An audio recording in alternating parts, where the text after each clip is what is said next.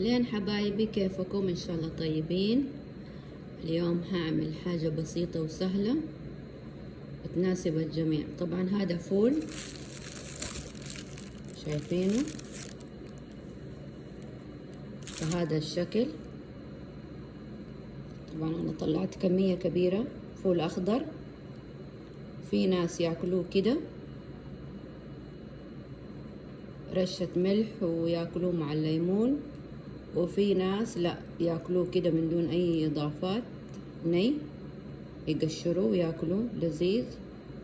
وانا هعمله بطبخة سهلة وبسيطة وان شاء الله تناسبكم. طبعا هو ينفخ زي كده، شايفين هيطلع.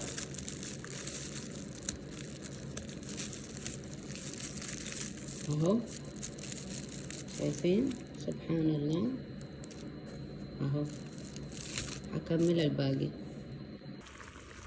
حبايبي. حطيت الزبدة والزيت والسمن اللي انا دايما اخلطها معاكم، وحطيت خلطة طماطم مع بصل، شوفيهم شايفين مخلوطين، وحطيت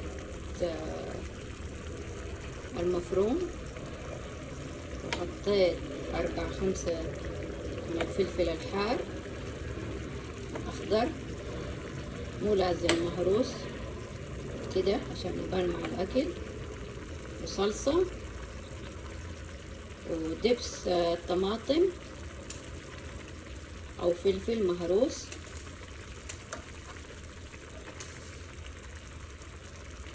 ولا فلفل مهروس من الحار ملعقة.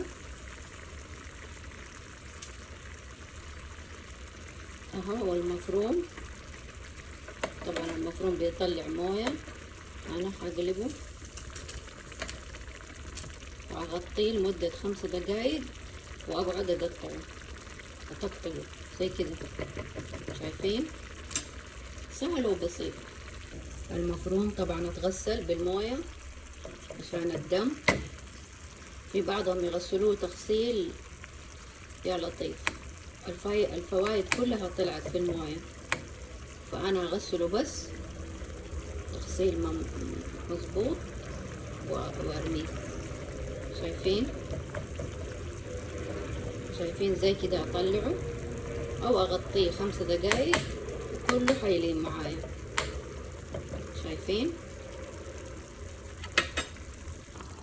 هضيف الفول عشان يستوي، هضيف عليه موية حارة وحبة بطاطس نضيفها مع الموية الحارة اللي أنا ضفتها كده، أغطيها وأخليها تتسبك.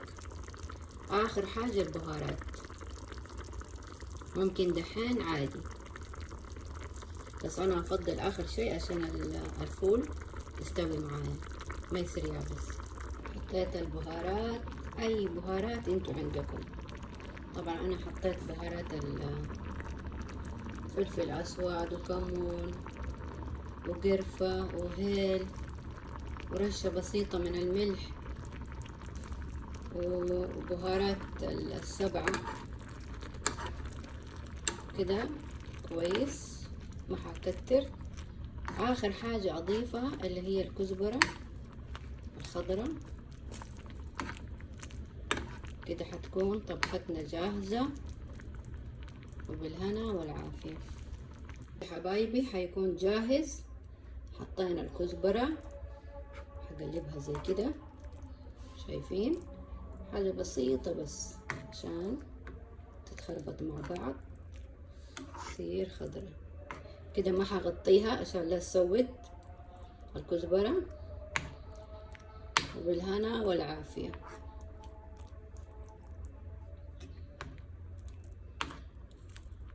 مع جنبها رز أبيض أو عيش حسب ما انتوا حابين، أو خبز. كده أكلتنا جاهزة وبالهنا والعافية علينا وعليكم.